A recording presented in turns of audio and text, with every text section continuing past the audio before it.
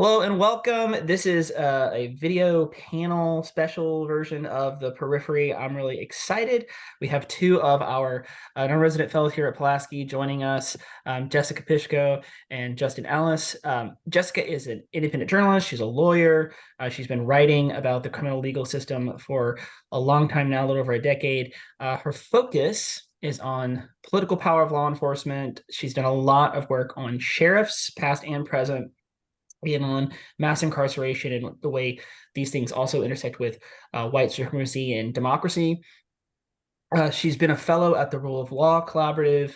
She's currently also with New America and obviously with us. Justin is a senior lecturer in criminology at the University of Newcastle School of Law and Justice. That's in Newcastle in New South Wales in Australia. And he's the editor-in-chief of Current Issues in Criminal Justice, the Journal of the Institute of Criminology at the Sydney Law School. His research examines the relationship between digital media technologies, institutional trust, and politically vulnerable populations, such as the LGBTQ plus community. His research in queer geography in regional areas such as the Hunter Valley in New South Wales looks at issues that define and affect identity negotiation, especially in regional and rural areas across Western liberal democracies, and that is big for us. So I'm really excited because what we're going to get to do here is something I think Pulaski is all about, this place-based democracy, looking at threats to democracy, looking at populism, looking at how particular communities in these places are affected. So we're going to get to really look at a lot of questions about how law enforcement in particular intersects with these big issues. And we're hopefully bring them down to like a practical level. I think it's going to be really fun. So thank you guys for being here. Thanks, Ellen. Thank you. So the first thing I guess I want to kick off with, and this is one where the country specificity will probably bring a little bit of difference, right? Justin, you're coming from Australia, and Jessica, you're American and write about the US. But I think one of the first big things that I think is important for people to grasp that I think gets overlooked sometimes when we talk about policing and law and justice is the way in which police are also a part of local democratic institutions, and how that actually manifests in terms of how law enforcement in a particular place interacts with and is part of, or in some cases, perhaps antagonistic towards local democracy, local democratic processes.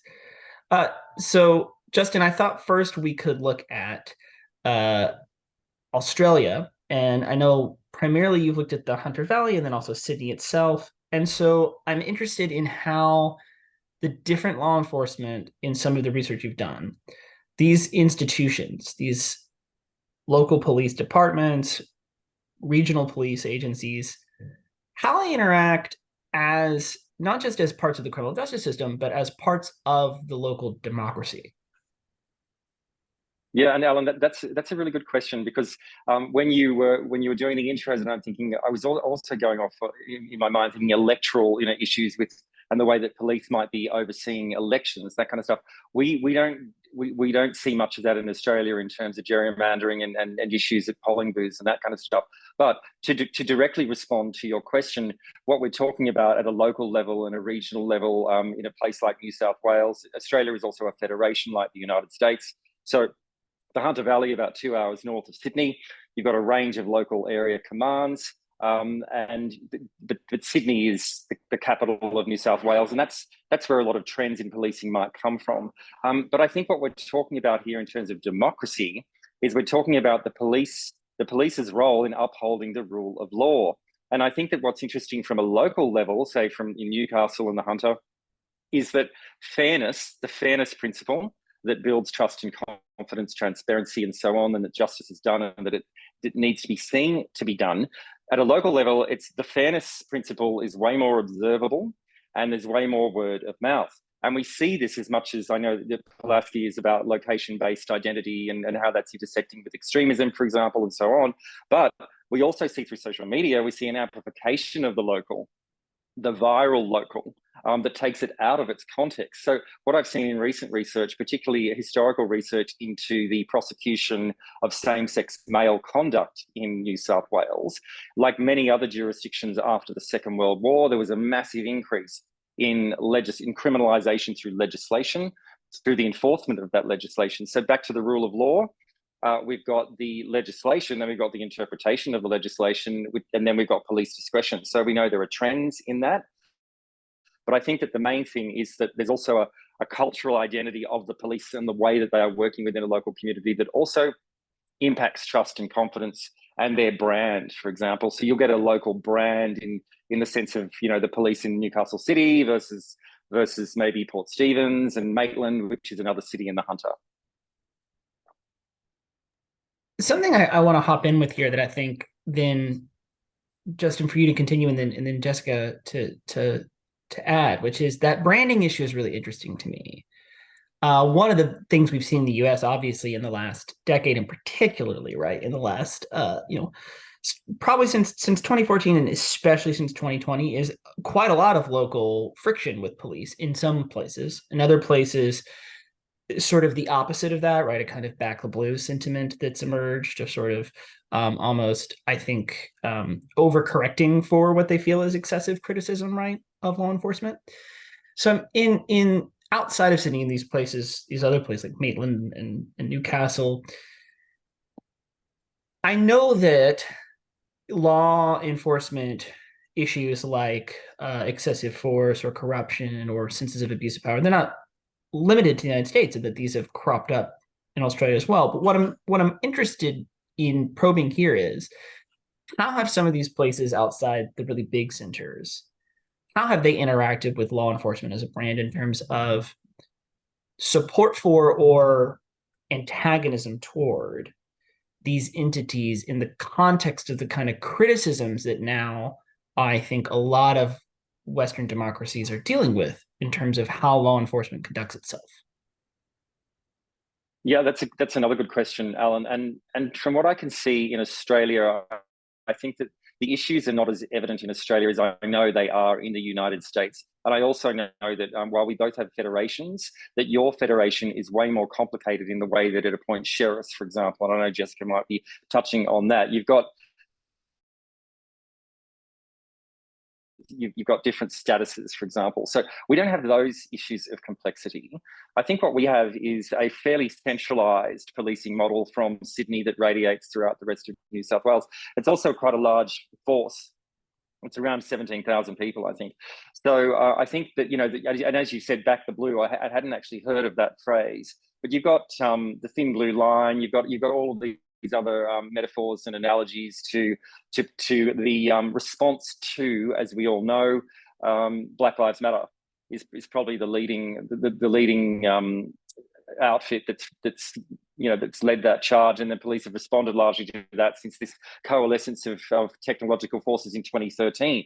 It was pivotal in Sydney, in the US, in Brazil, where there were protests. So I think that what we've got in New South Wales, is that obviously the legislation, this is where geography is very interesting, I think.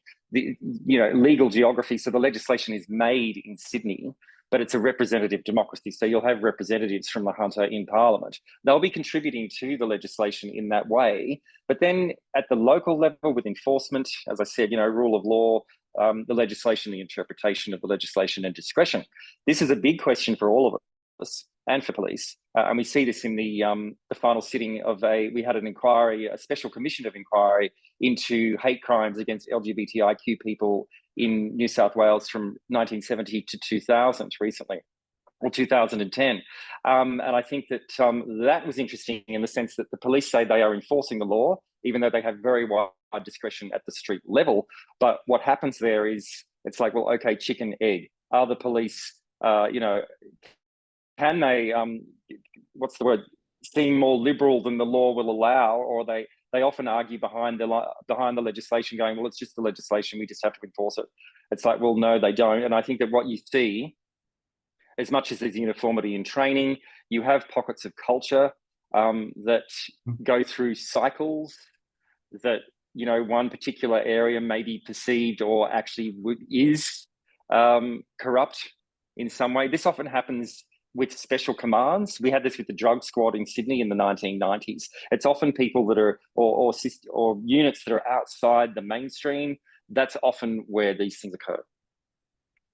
There's so many little strands that I'd love to pursue, but the first thing I want to pull out here is, Jessica, you've done a lot of work on sheriffs, particularly this kind of movement of constitutional sheriffs, and there's some, frankly, some extremism elements there that we can dig into in a little bit. But one of the things I want to get at first is, when we're talking about the sheriffs who maybe don't fall into those buckets, I don't know if I want to use the word normal, but sheriffs who fall within the kind of maybe the boundaries we think of as a more mainstream kind of thinking about politics and law enforcement.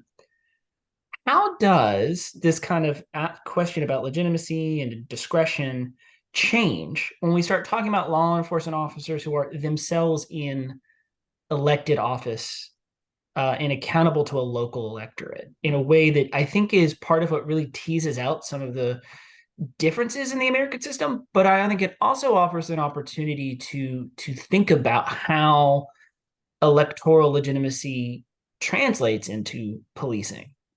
Mm-hmm. I mean, I think it's a really interesting thing to compare what sounds to me in Australia like a quite more centralized system where you have a code of laws and you have that sort of, whereas in the US, I would say what we have is very much the opposite. We have, I think over 10,000 law enforcement agencies across the country, right? And all of them can operate in different ways, right? So what we have instead is a sort of like plethora of agencies that may cooperate, but they certainly, I think, their relationship to laws, and then again, we have federalism. So you have local laws, state laws, and federal laws. So their agencies, I think the way they feel attached to laws is very different. And this is sort of, I think, where we got the idea of constitutional sheriffs to come in. Now, I think when we're looking at elected sheriffs, one of the things that is particularly interesting, and I think also presents a lot of problems, is that their mandate is very wide, right? So whereas if you have different types of law enforcement agencies, so just like in Australia, we may have drug task forces, we may have various terrorism task forces, right? There's also this sort of cordoning off. The sheriff's department itself has like a really wide mandate, both administratively, but they also have a wide policing mandate and a sort of capacity to house people, right? They're also in charge of housing in jails, which is in the United States a substantial percent of people. So many more people will go through the jail than they will go through any sort of prison. And so when it comes, I think that the issue with electoral legitimacy in the United States, certainly sheriffs lean upon their electoral legitimacy, right? Even though all law enforcement must have some democratic legitimacy because of laws that are passed, or you elect the mayor who appoints the police chief or something like that. Because sheriffs sort of see themselves directly descended from that electoral legitimacy, it does make them less inclined to, they would say, well, it puts us outside of maybe interpolitics,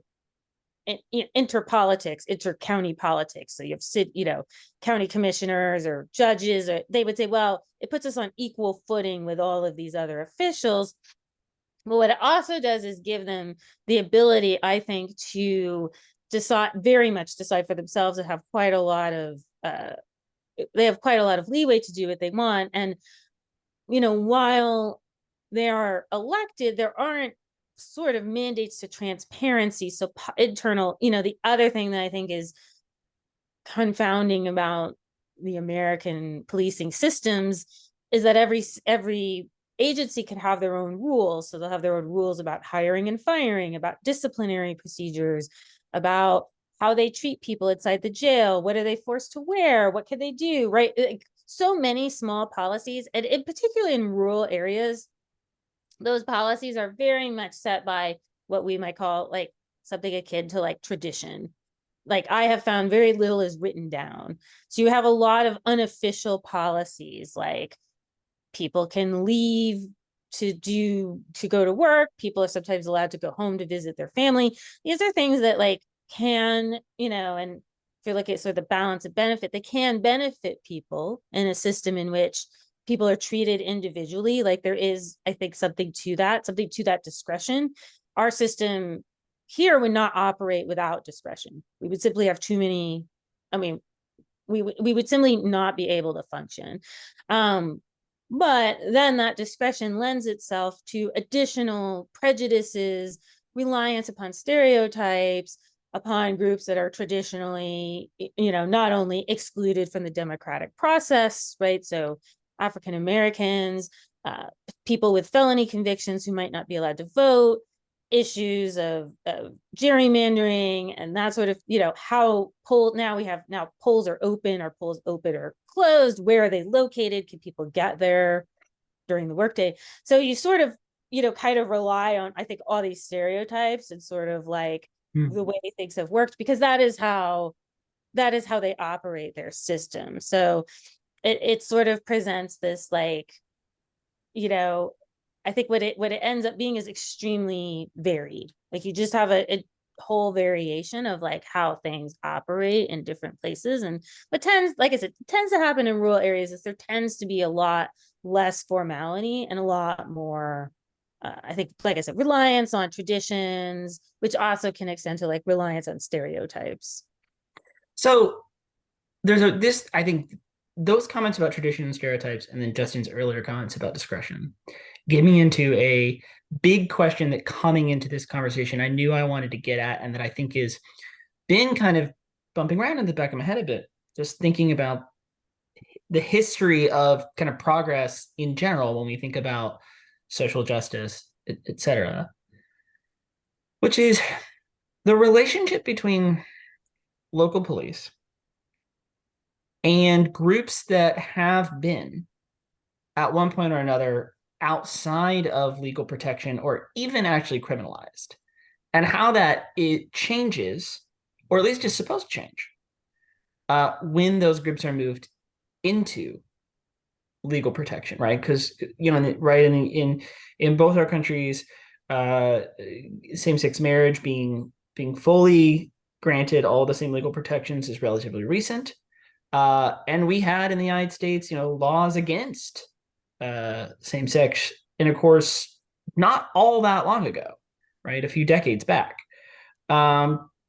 Similarly, we both are countries with large indigenous populations, groups that have been at times not merely mistreated or discriminated against, but actively legally set aside, right? And have over time been brought fully into those protections that people typically expect from their government, from those institutions.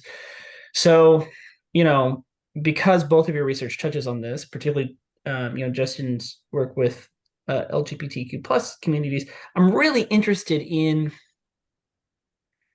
how police manage and maybe even how communities respond to these changes, right? Because going from being outside the bounds of being able to expect protection from law enforcement, or even being actively scrutinized, or even being criminalized, to being supposedly at least guaranteed all the same protections and privileges of any other citizen, seems to me to be a trek that is quick on paper, but actually quite hard to make probably in practice.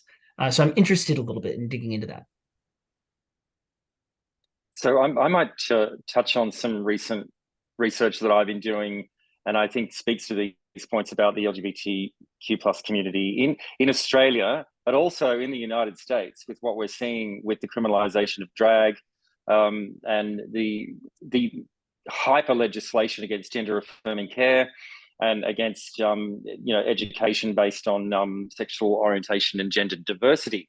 And the reason the reason I bring it up from an Australian and US point of view is because we do have spillover in Australia through our media from what's going on in the United States.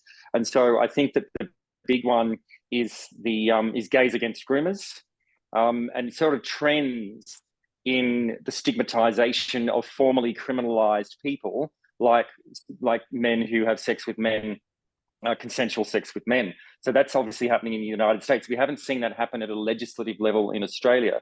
But to the point you're making, Alan, this long tail of stigma, or what I'm calling recursive hate.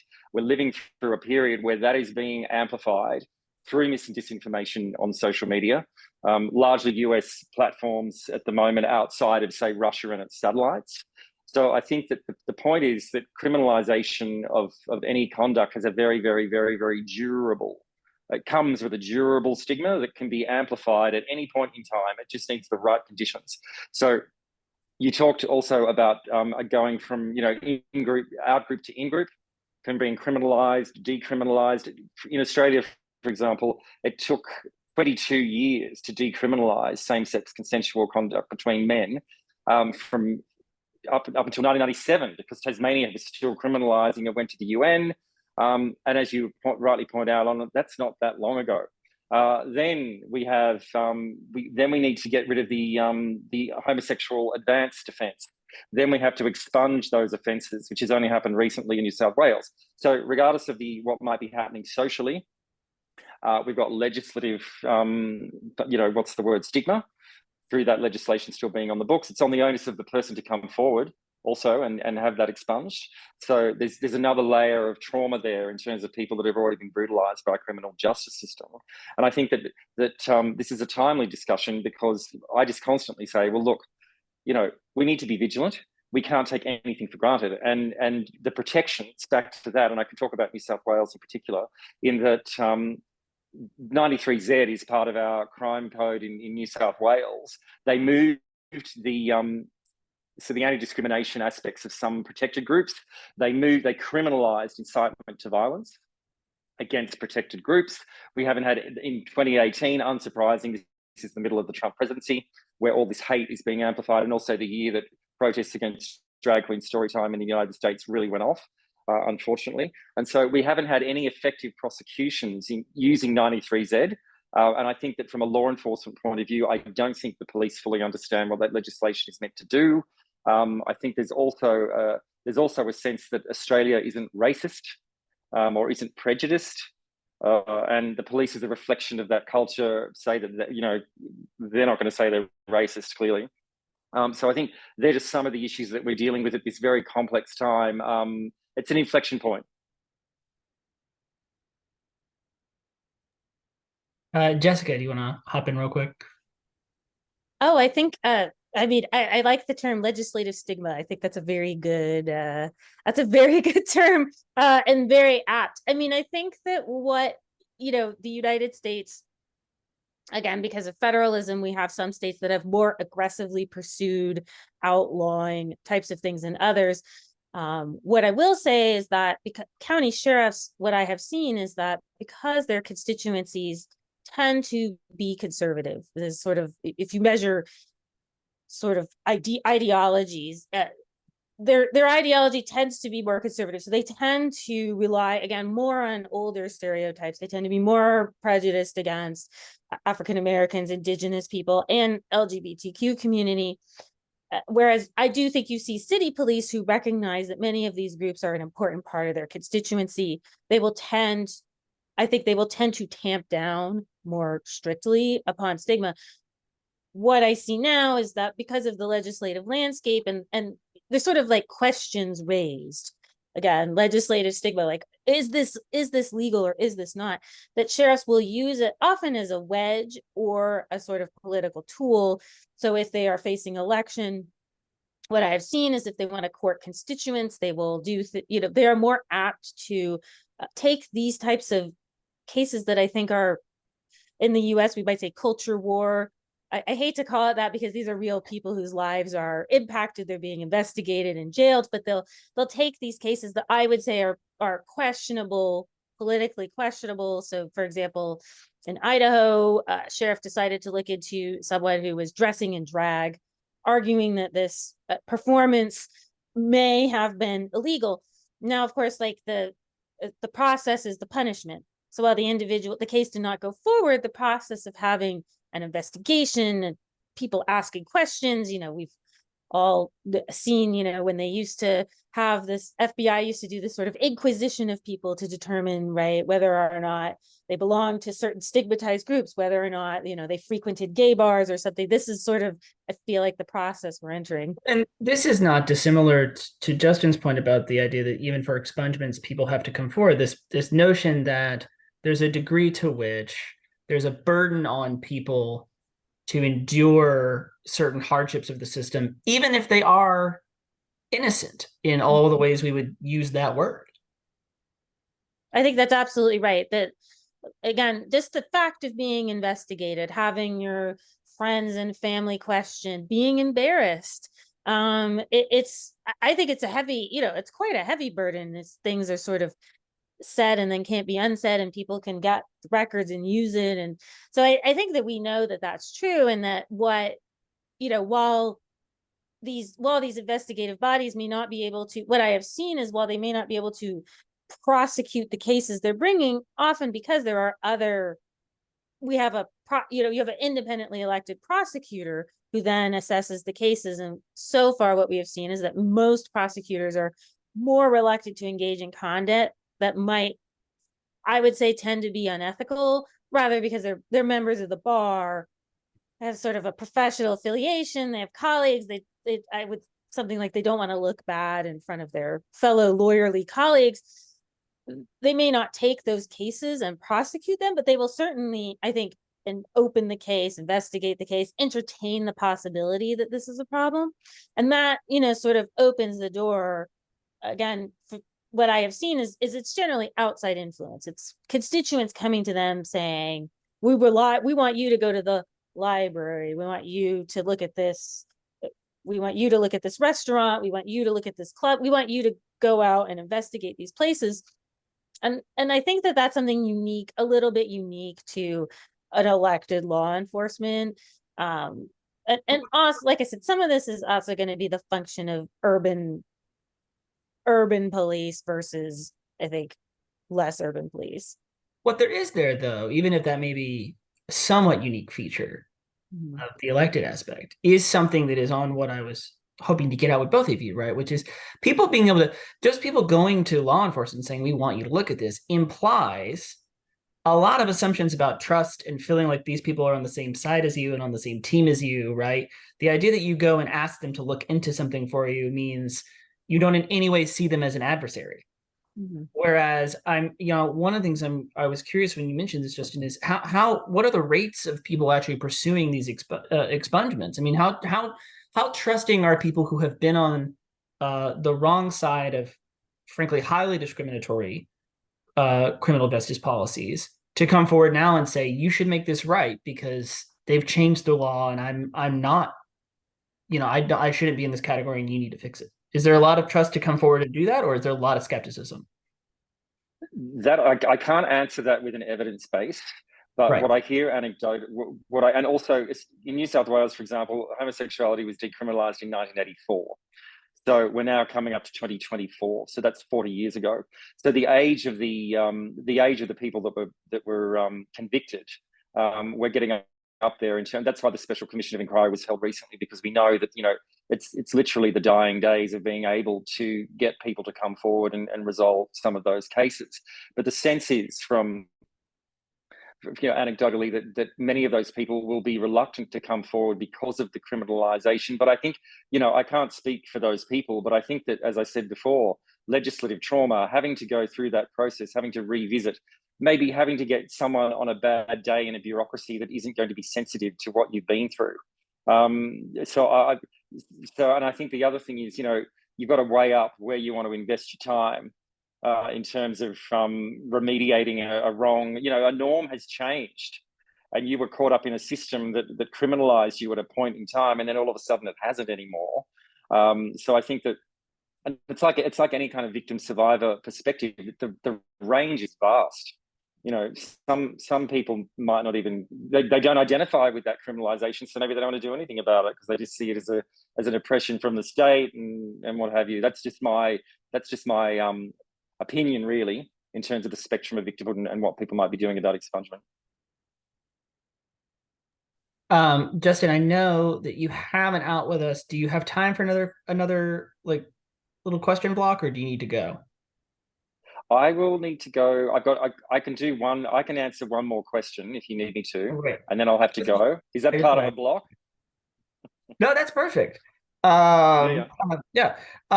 So the thing that this made me think about then is, so there's on the one hand, there's groups being grateful to be uh maybe decriminalized. Maybe they're just the spectrum of I just want to be left alone to I'm glad to now be welcomed in and I actually want to seek expungement, etc. To the other side of this, which is an adversarial relationship, but where the public is more proactive. And that what I'm getting at there is people choosing to hold law enforcement accountable, people choosing to do things like film law enforcement, report on law enforcement, right? Because filming and social media is one element. There's obviously other paths you can pursue, right? You can file complaints, you can take up issues with local departments, right? So the decision by people that I think is actually, social media is fascinating in that, you mentioned this early on, it scales it out really big in some ways. But at the same time, there are lots of situations in which choosing to film a law enforcement officer is choosing to film someone that you actually interact with in your community. Maybe not all the time, but many officers, right, patrol the same, in a big city, even patrol the same neighborhoods on a regular basis. In a medium-sized city to smaller town, there's even greater proximity.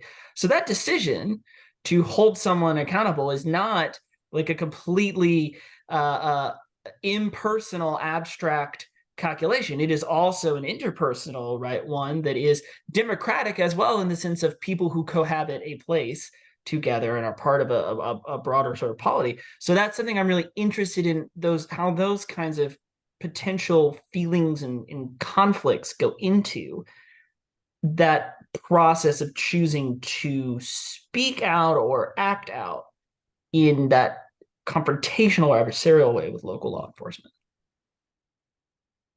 Yeah, I think that I'd preface my response to this question with the difficulty. It's formidable. I have such respect for Daniela Fraser filming the murder of George Floyd, the 2013 Mardi Gras police excessive force, where at that time, police were still telling bystanders to stop filming because it was unlawful. And that may well have been that because the police officers didn't know themselves that it was lawful. That was the situation in 2013. And I think that from the outset, to confront a police officer with basically, as long as you're not obstructing them, to film them is adversarial, as you say, to start with, because there's inherent authority in a police officer. And then, add layers of armaments, guns, tasers, threats to person and property. So I have utmost respect for bystanders who actually do that. I think at the local level, I think it could go either way. You might be able to talk your way out of it. You might be able to talk the cop out of it if you know who they are. And depending on, humor, depending on how communicative policing is something I think that's really underestimated and needs to be prioritized. De-escalation through conversation and so on. So I think, again, at the local level, I think that can go either way because of familiarity. What do you think, Jessica?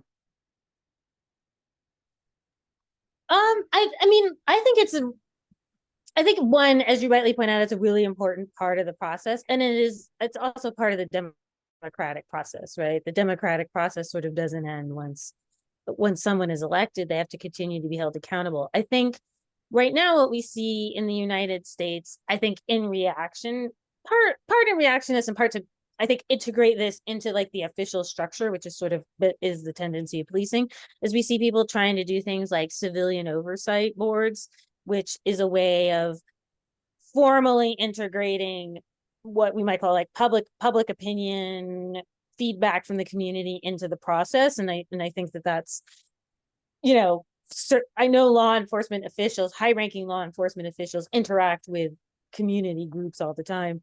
Now, how that translates to people on the ground, I think, is very difficult, because often the people with the most information or perhaps the most to say are probably the least likely to say it. So, a lot of people, I think it's a heavy burden as you point out, to put upon people to ask, to sort of, in addition to being over policed, to sort of demand that they also file complaints or keep track or keep paperwork.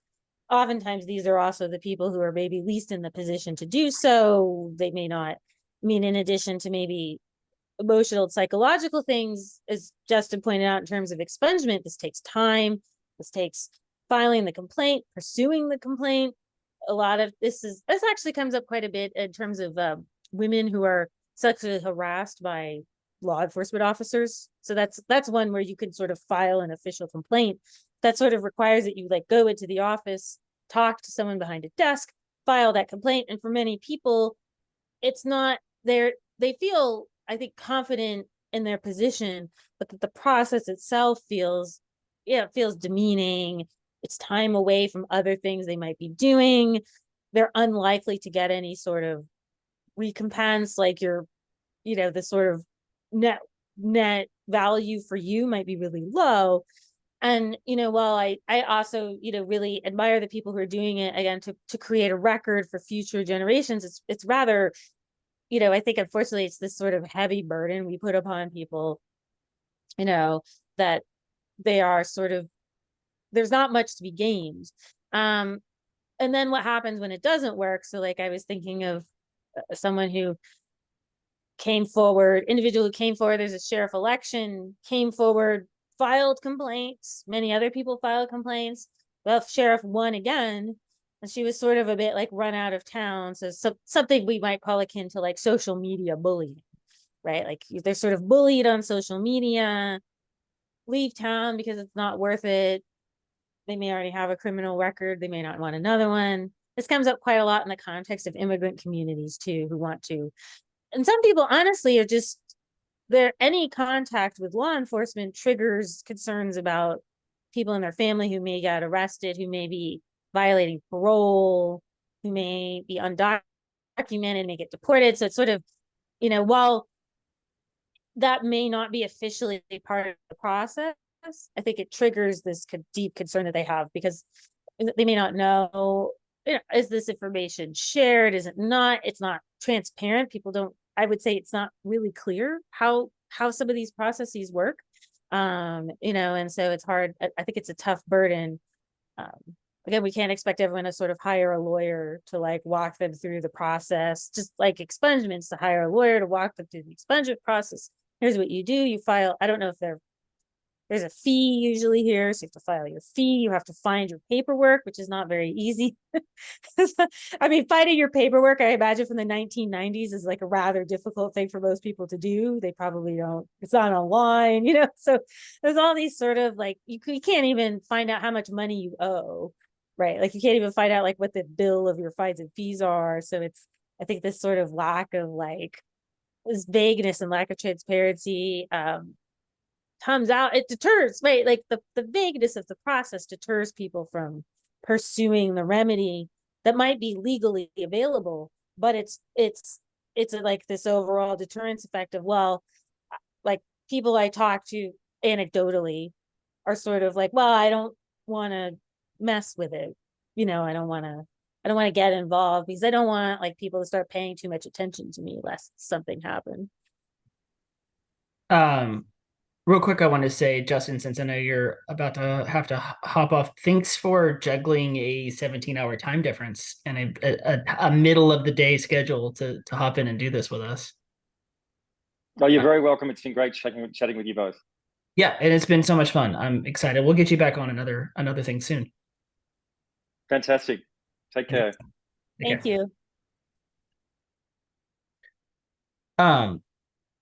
So Jessica, with I wanted to wait to get too American while we were doing a more international approach.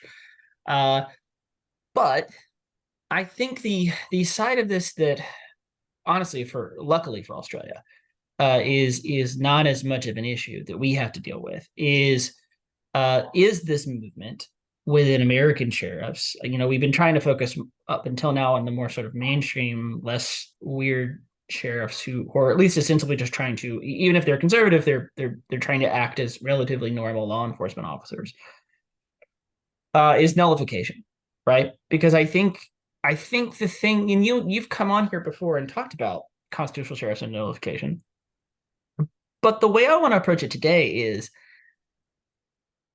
there seems to me to be an obvious, and maybe I'm wrong in this, because I don't think my sheriff is a constitutional sheriff, although I should check. Um, in a community, Everyone's always asking, and I'm like, there's no list. in a community though, where perhaps not only are they a constitutional, but they're very outspoken, right? Like Right. they're pursuing kind of big battles that involve media They're coverage. boldly, they're unabashed. I Yeah, sometimes explain it like it's like a circle. Like there's the true believers, and then we have sort of the universe that echoes out, right? right. Sort And of, so, in a county where you have a model, I think like it's this echoing out model. yeah, but in a county where you have a true believer, and they're doing this stuff, they're saying, I'm not going to enforce certain laws, and maybe even they're getting, if it's a place that's lucky enough to still have decent local news, they're actually even getting some local papers are writing about it, right? There's some headlines every once in a while, like they're saying it, and it's no. What are the ripples in a community of having your sheriff basically say, I choose to be lawless on certain issues? I mean, is there any sense in which this creates any kind of crises of trust for people in their law enforcement when you have people saying, I when this institution that in theory is supposed to just be the top cop for your community is saying, I'm going to pick and choose which laws I enforce? Yeah, I mean, I think there's a few different ways to look at it. I mean, right now, I think there's a little bit, there's a lot of interest in constitutional sheriffs, so they're getting quite a more now. And, one of the things that sort of happens is as they get more national media, folks kind of tend to like walk is sort of, we see how this with the Oath Keepers, right? Because of the prosecution of Stuart Rhodes. Like, there's no question that heavy scrutiny or prosecution, like, does cause people to sort of splinter off. But I'm thinking of Sheriff Darleaf in Michigan, who is like perhaps now, like, I would argue he's a true believer. He's not worried about it. I've talked to him. He's not really hiding, I think, what he thinks.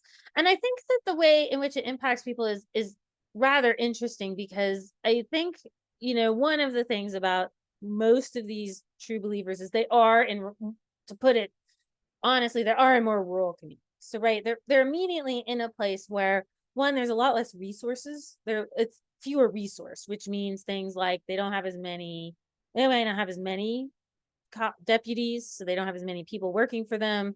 They also tend to not have, I don't want to say not, there is crime.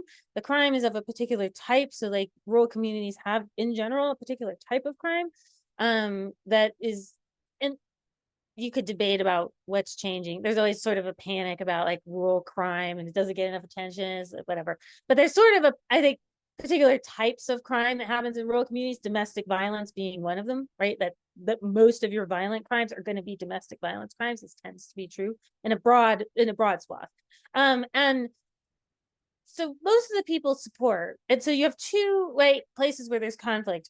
Well, maybe three. So one is going to be up the federalism chain. So you have like state, right? You'll have state officials, national officials, usually state officials who might see this as a problem. And these are the officials who might have the most leeway, attorney generals who have some like investigative powers, who might be able to sort of investigate, makes them unhappy, sort of.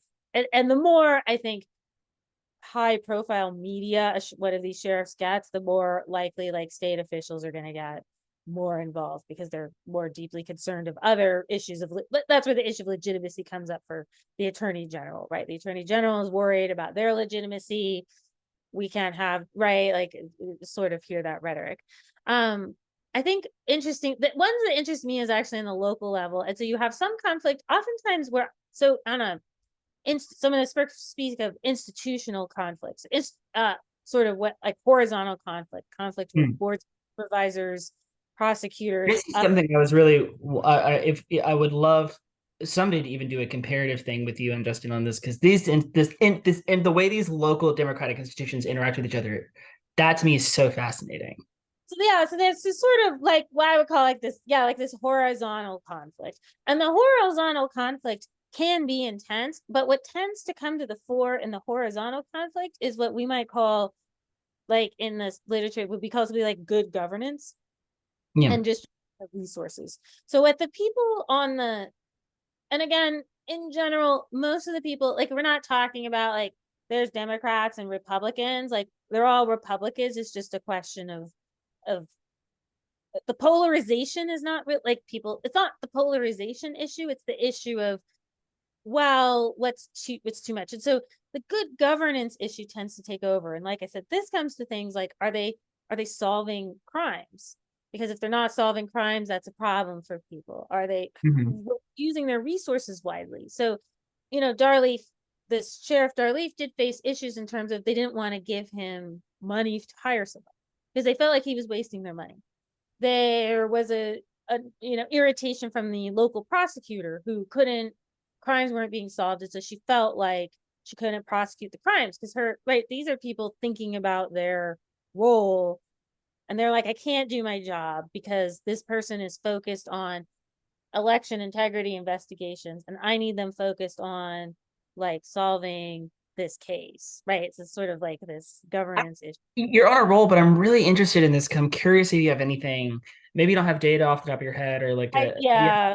But if you have it, if you have any anecdote that might speak to this, because what you're saying, it never occurred to me to ask this question, but now it seems like a really interesting question, which is because sheriffs are in this place where because they're elected, right? There's always a little bit of politicization that doesn't necessarily occur, or at least occurs in more oblique ways in other law enforcement departments. Yeah. Is there a way in which, like, can we look at and see like if the perceived sort of effectiveness of a sheriff's department in solving crimes affects their ability to effectively politicize the things they want to politicize?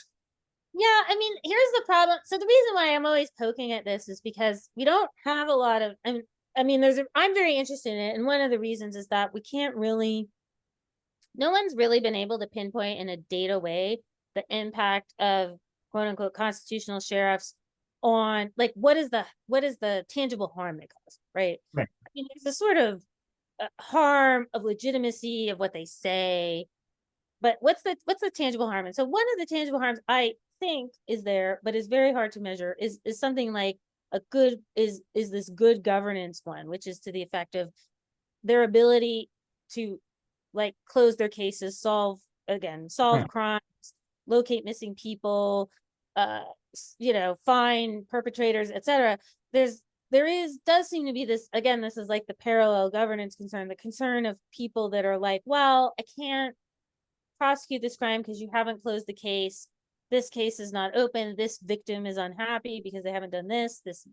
Again, these are, and it's like highly anecdotal, right? Like this missing person hasn't been found because the sheriff is busy, right? And they use the word grandstanding a lot. Like they're more concerned with national politics.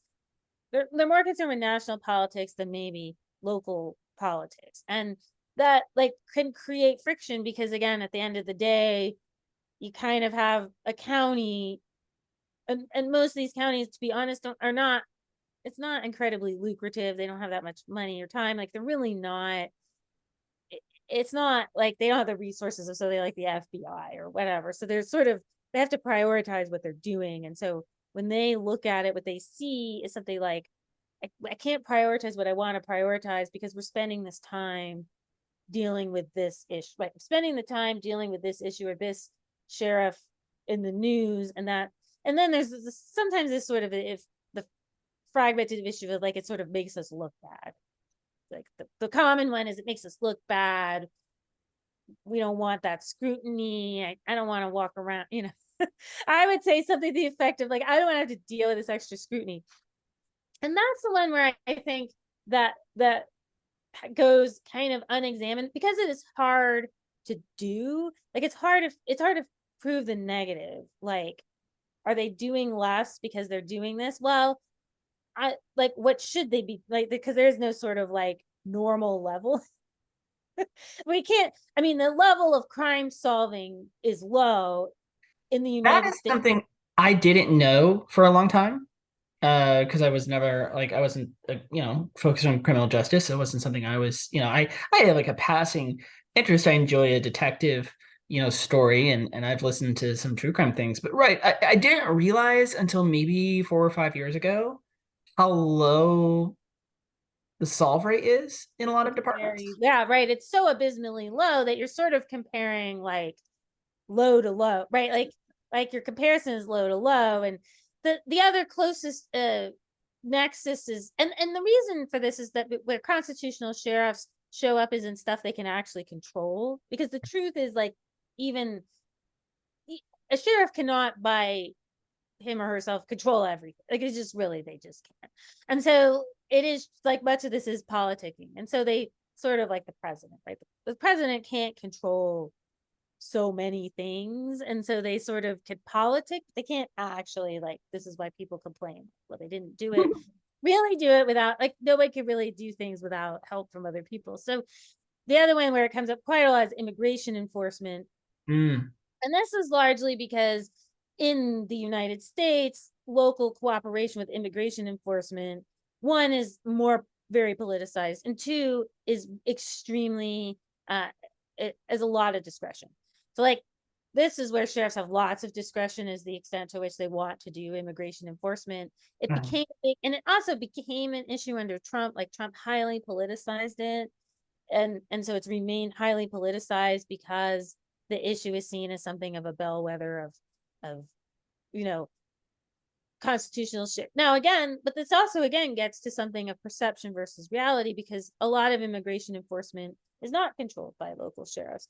And so the bulk of immigration enforcement happens, people get deported and arrested without cooperation of the sheriff anyway. And people with constitutional sheriffs, yes, they do programs. Maybe, you can look at someone like Joe Arpaio, they might do more sweeps. They might use their power in a way that feels excessive, and more people might get swept up in it. But again, the actual number of people getting deported is not necessarily higher because of how the machinery of sort of America, because we have so many others. So even, under Arpaio, the traffic, just to take another, like I said, unfortunately, it's all anecdotal, racialized, what we call like racialized traffic stops.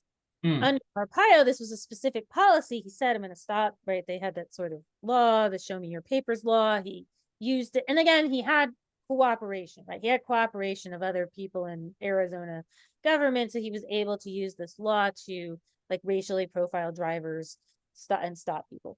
But that problem hasn't gone away with the departure of Joe Arpaio. So Joe Arpaio is not there, but the racially motivated traffic stops are the same.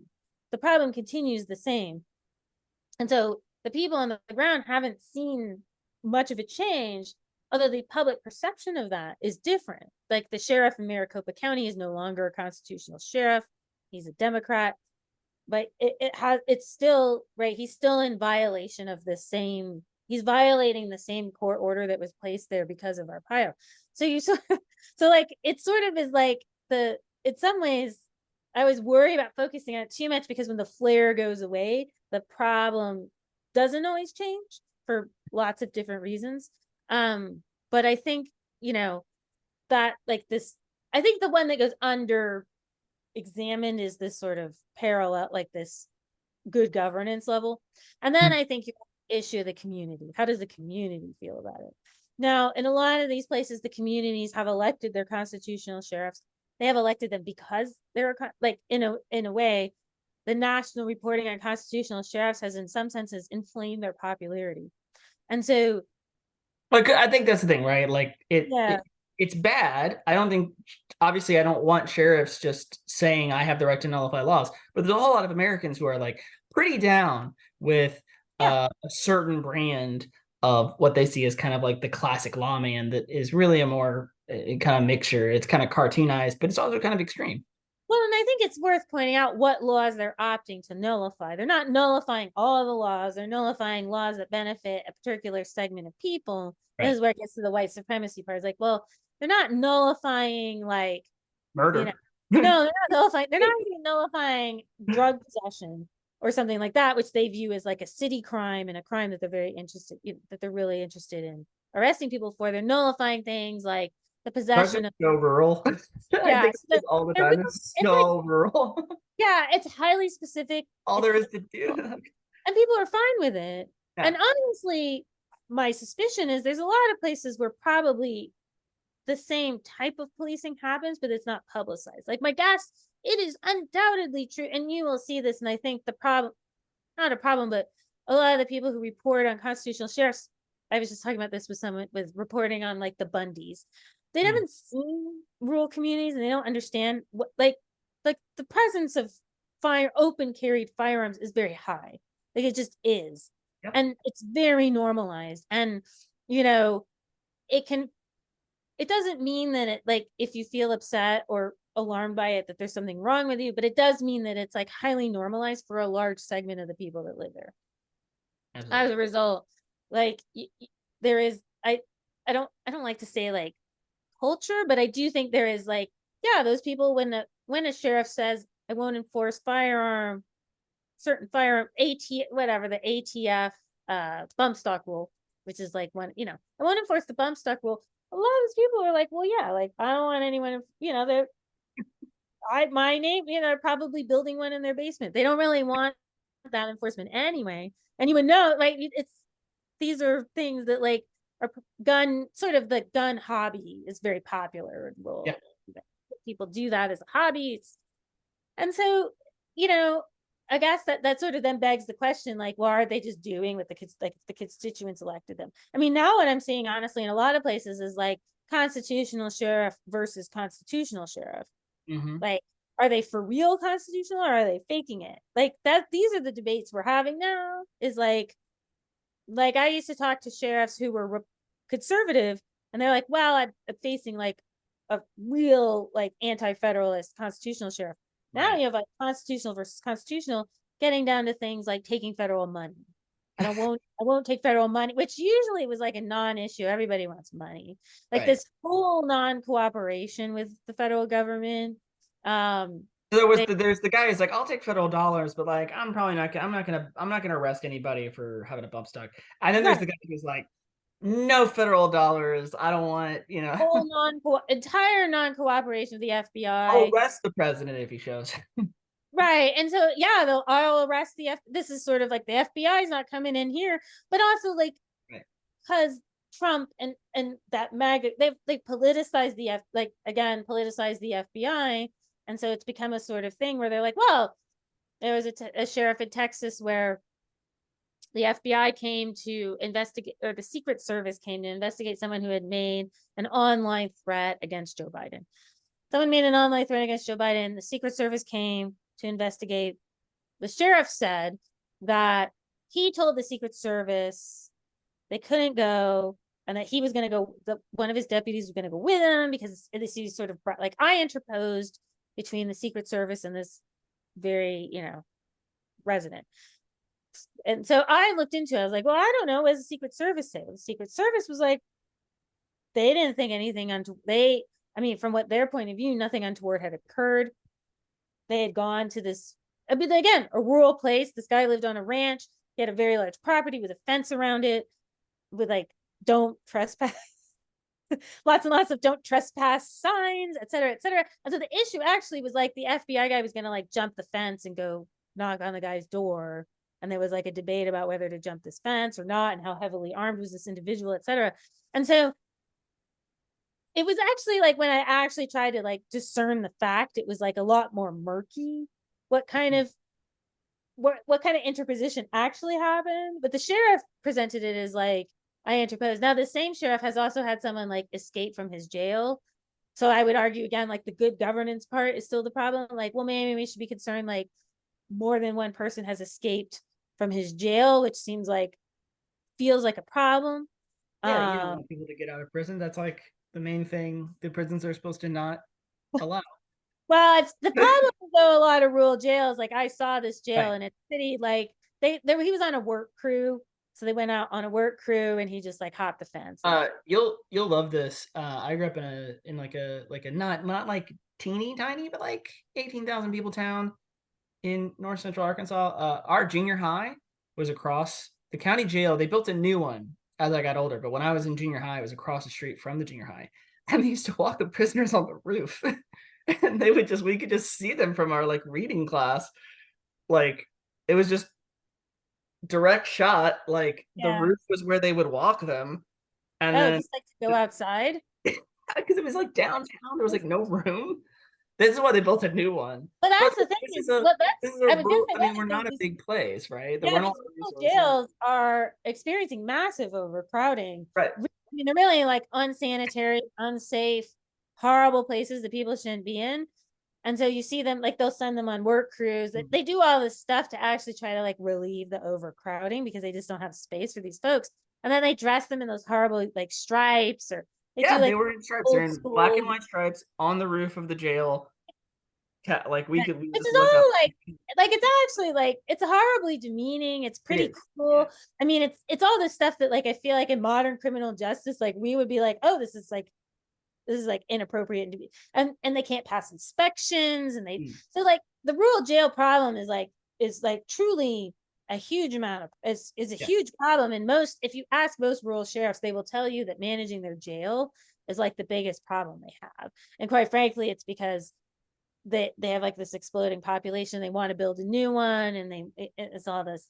Like I agree that this is like a sort of it's like if you ask the sheriff what their biggest problem is, that's often their biggest problem because it's a huge liability. They get in trouble. There's rules, Yeah. actual rules about what they have to do. Whereas if they don't like bust the guy next door for his, bump stock or 3D printer gun, nothing like probably nothing will happen unless they, but then Unless again, they turn out to want to kill unless someone. they turn out to right. And I think that's where that's why like the firearms is like so highly politicized, but then like the total inhumane treatment of rural jails, right? It's also this like interesting thing about like what's highly politicized. Like that's not highly politicized, but the guns are because and again, but it's because of the voting constituents, like the people who or the people who Yeah. will vote for you.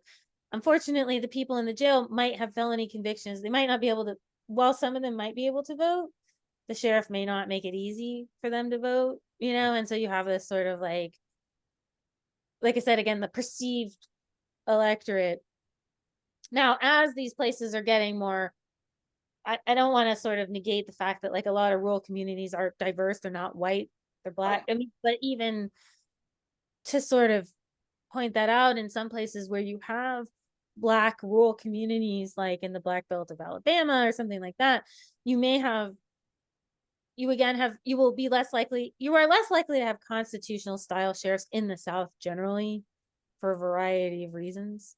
Most common out west. Yeah, it's a west Midwest sort of. You have upstate New York rural areas. They tend to be rural areas where you have surrounding blues. They tend to be rural areas with blue places around them because they need like a conflict, right? You need to be able Right. to say There's not a lot of liberal policy to react to down here. right.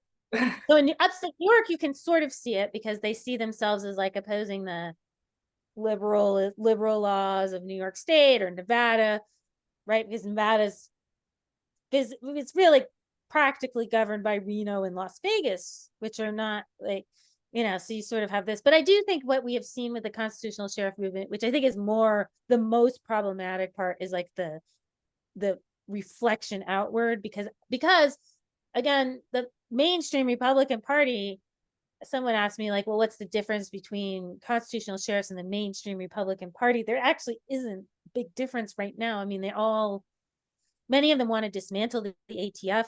Dismantling the ATF is now like a populist plank. Like, I think of the Republican candidates for president, at least half of them had said they would dismantle the ATF. I mean, obviously the ATF animus is a cocktail, right? Of generalized anti-government sentiment, and then also very specific things about Waco and Ruby Ridge. And right, it has like a resonance for people, like the ATF has, you know. So I think Ramaswamy said he would. Trump hasn't actually said either way, to be perfectly fair, but he talks. I mean, he talks trash about the FBI all the time. There's So someone at the ATF criticizes January 6th. Yes, he would say. I think he would. Ramaswamy said it and outright, and DeSantis said it outright, that they would just get rid of the. So like, and some are like ATF abolishing curious. Now, I'm not really. I don't really want to opine on like whether we should have the ATF or not, but I do think it's like the door has been opened to things that we're really like abolishing the IRS, abolishing the ATF, FBI, reducing powers of the FBI and the Department of Justice. I mean, these were really far right ideas that are pretty I would say, mainstream talking points. Now, that a lot of like sitting senators don't disagree with. I mean, Josh Hawley I think, has said, you know, like a lot, like these senators would say, and whether they would actually do it, I mean, how it would actually work out on the ground, I think is a different issue. But you know, I think it's this interesting that because the rhetoric's gotten absorbed into like the Republican mainstream, like I said, what you see is like constitutional. Who's more constitutional? Is he like for real? Because they were like, well, he's not for real constitutional sheriff because he did XYZ thing. Mm-hmm.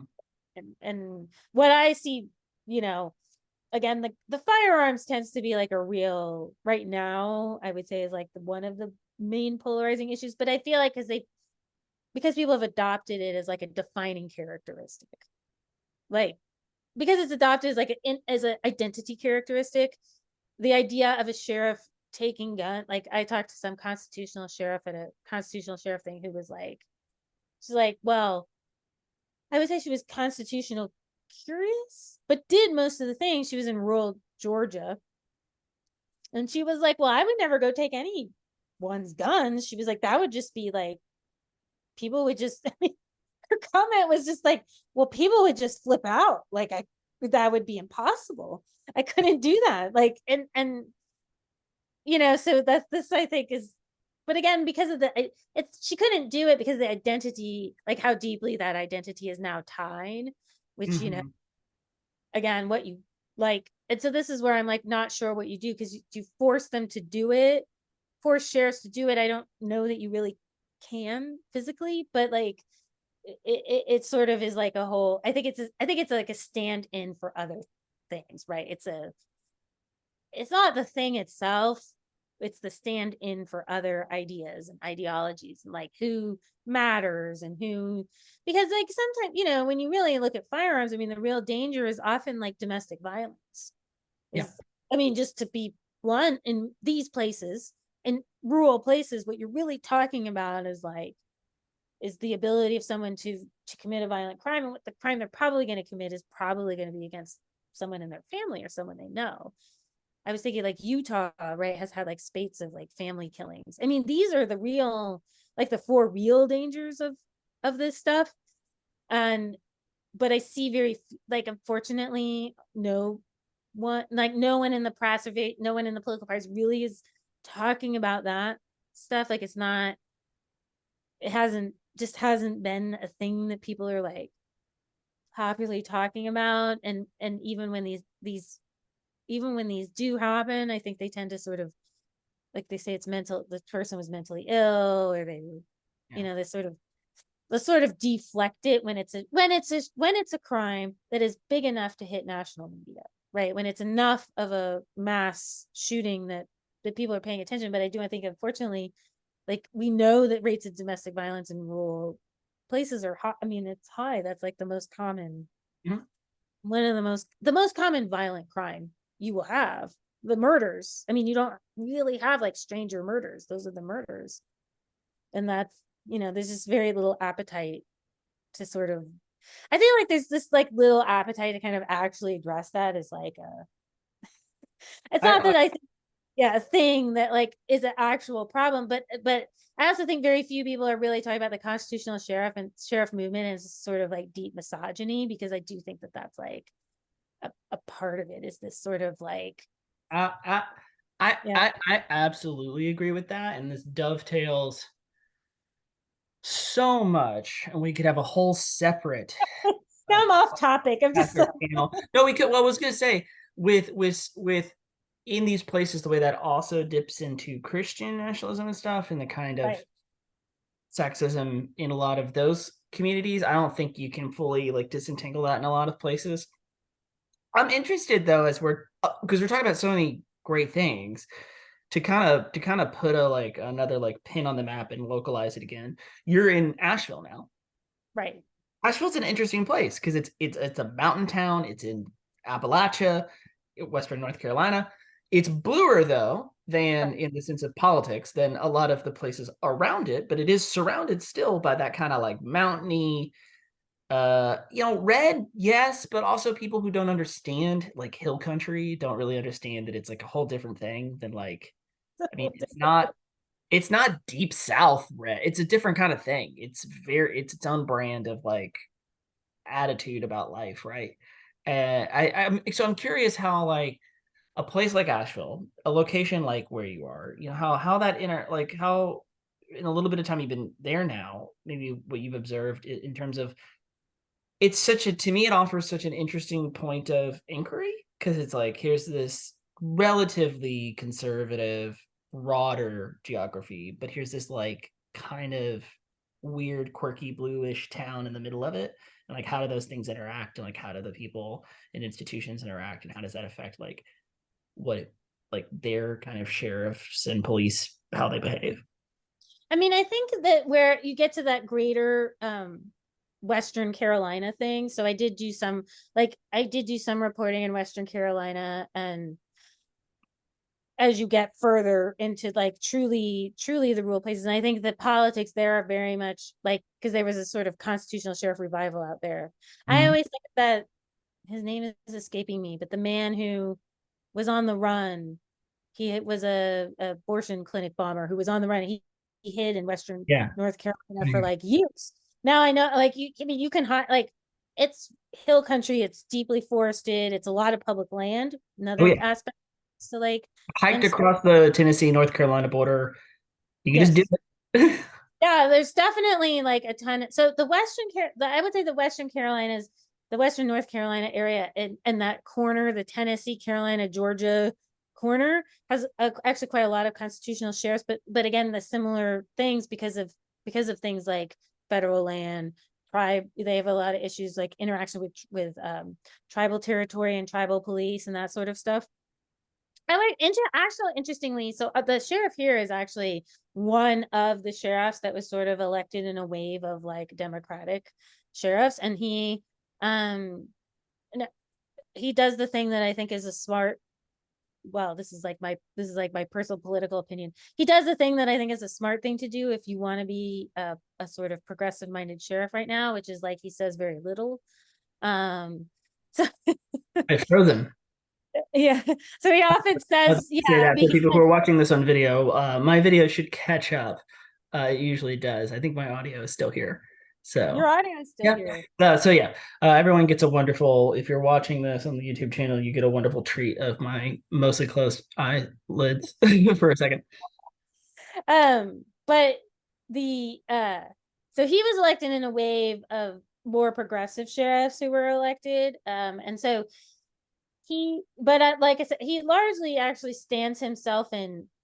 I would say he tries to play like a mediating role between here and like what's south of us. So Henderson, which is like a little redder, and that's like directly south of Asheville. So like Buncombe County, which is like where Asheville is, I think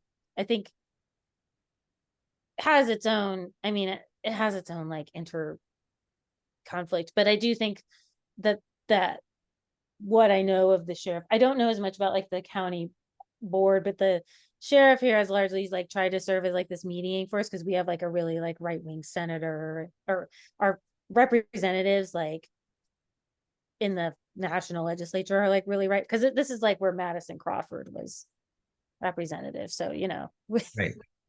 we have plenty of that going on with like our actual sheriff is actually like one of the ones who tries to be progressive. And like I said, what he largely does, which I think is smart, is he says very little. But my understanding is that he's very accessible to community groups. So I think he does less like talking on a national stage. But honestly, I think that that's smarter. You just don't want to, I mean, you just don't want to put yourself out there as target at this point. But that's like all, I think anyone who's in the criminal system who wants to do good, we're experiencing like such a regression that the goal is often just to be less of a target. Hey everybody, real quick, sorry for the abrupt ending to the previous video. We had some technical difficulties, but I hope that you enjoyed listening to Jessica and Justin. They're excellent fellows. We're really lucky to have them at Pulaski, and I also hope you'll tune in for more of these because I think they're pretty cool. We'll be releasing this as an audio podcast as well on our feed. We're primarily on Spotify, but you can find us on other platforms as well. And hope you'll return for more content like this. And have a happy holidays from us at Pulaski.